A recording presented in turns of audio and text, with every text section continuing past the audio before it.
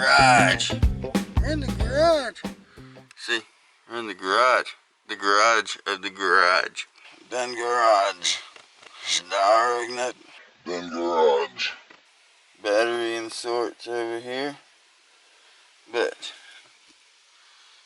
right now we're going to be adding a light, because you can see it's kind of dark in here. This camera's doing good at picking it up. But we're adding a light right here. Just a standard 12 volt 2-position light. Switch it back and forth. So hook this thing up, have some light under here, be able to see what we are doing. First, we got to take off our panel cover where we can get in here and run the wires in and out. So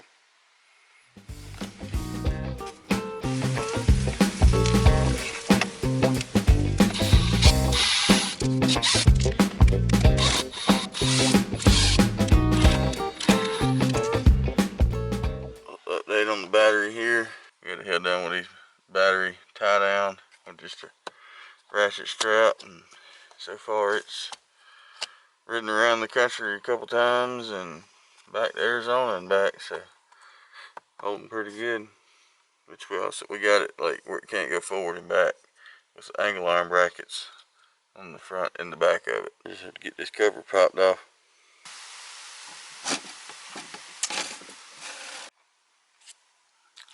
Now we're going to take some fish tape, run it up in the hole, get it to pop out through here. We can run our wire and snake it around and plumb it in.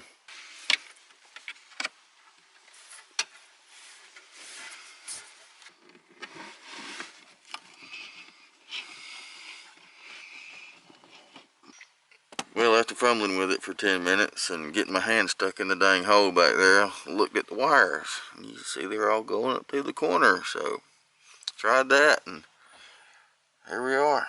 Nothing to it. Took 3 seconds. I knew I did it right somewhere.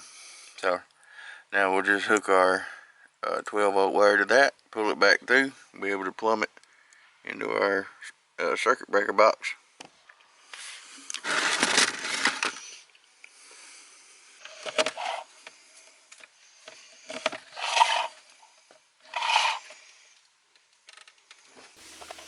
So we see us getting the box ready to get our wires installed and getting them unscrewed, which now we're going to be getting the wires ready to install our terminal connectors.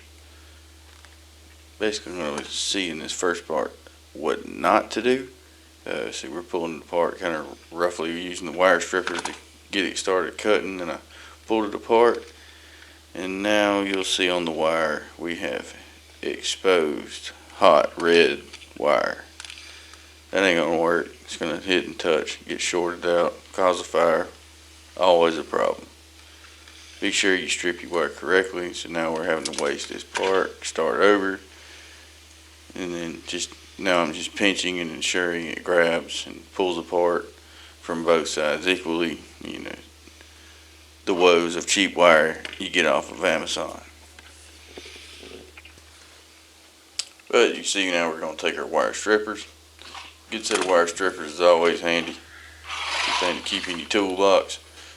But we take our wire, get it pulled apart. It's always good to twist it. Don't matter which direction, but keeps the wires neat and tidy. You see we take our heat shrink.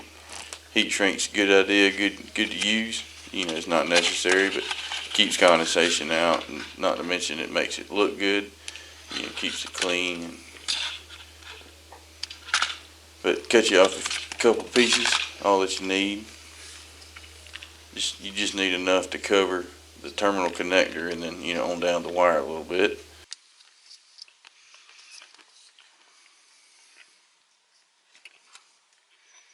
Make sure your wires are twisted together. Slide the terminal connector over, and you take crimping pliers. And you always want to use crimping pliers. Don't crimp with the strippers, but put the connector in the hole of the slot of the plier that it's supposed to be in. Make sure your wire is lined up in the connector, and then squeeze. You always want to give it a little tug. Make sure it's in there good, and then you see we're moving on to side 2. Now we're going to hit the shrink wrap with a little heat from our Harbor Freight heat gun. Thing has definitely been worth its weight. Pretty straightforward. Hit it with a little heat, and you don't want to hold it on there for too long, but they definitely get hot. You see, you just do it till it shrinks and goes up to size, and that's it. Alright, now we got to run our wires back around from the inside and get them to come out the hole here so we can hook them to the circuit panel there.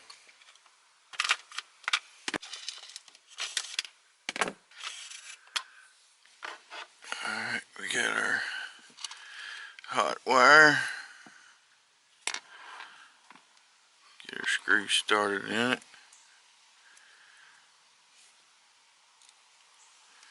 These little things are kind of tricky. There we go. Slung it off. So definitely tricky when you're trying to film it. 2 for 2. If we can best out of 3. Attempt number 5 or 6.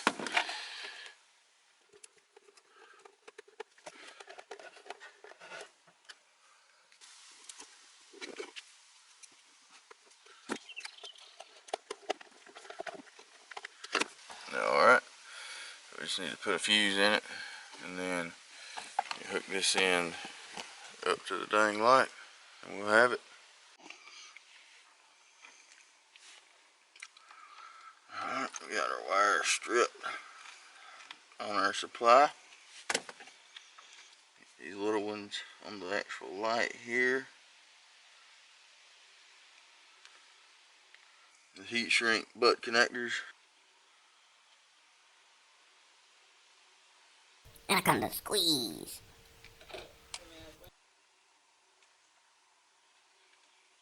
Get it in your crimping pliers and make sure it's snug. Anaconda squeeze.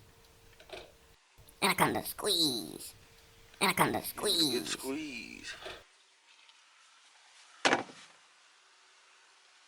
to go. Anaconda squeeze. Small crimp. Clean our wires off here. Anaconda squeeze. Anaconda squeeze. Anaconda squeeze. There they are. Now we put us a fuse in over here. See if they cut on. See, we got us a 5-amp fuse. Let's stick it in.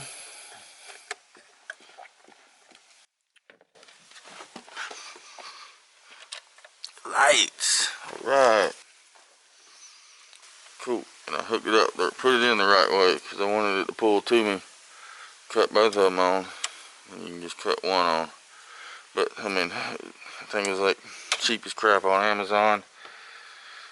So you can see we just bought it because it would have worked for this application where you can just plumb some wires straight to it and it have its own switch built in. So good to go. I'll put the link in the description for the light, and whatever thing I used. And if anybody wants to use the same one. So cool. Now all I gotta do is button up the wires and clean it up, tie them up to here, and put our lid back on, be good to go. Alright, now we got some little basic wire clamp thingies. See there, hold them up deals. So put them along there to clean up the wire and have it put in place.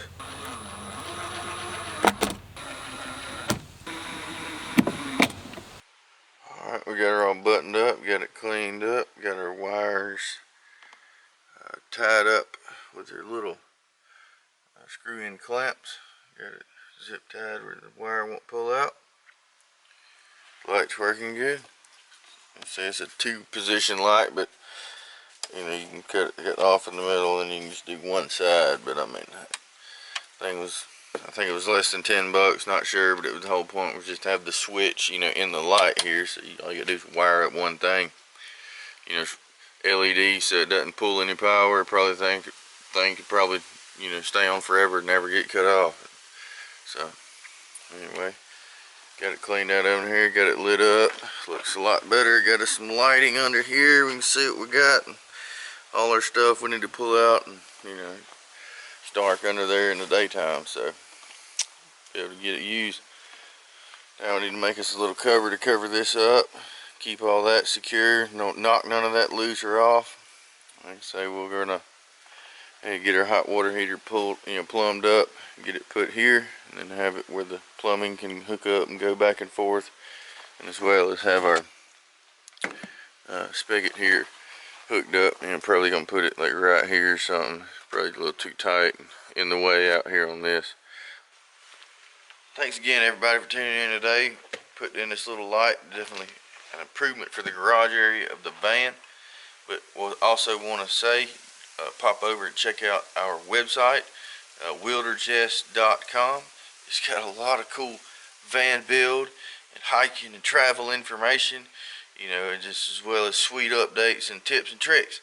But we also got some pictures from our adventures and travels along the way. So if you see one you like, just, you know, let us know. We can help you with it. But you purchase that dude to put on your wall. So thanks again. You know, any and all goes into helping this adventure and this thing move down the road. We'll here, Willderjess.com. See you guys.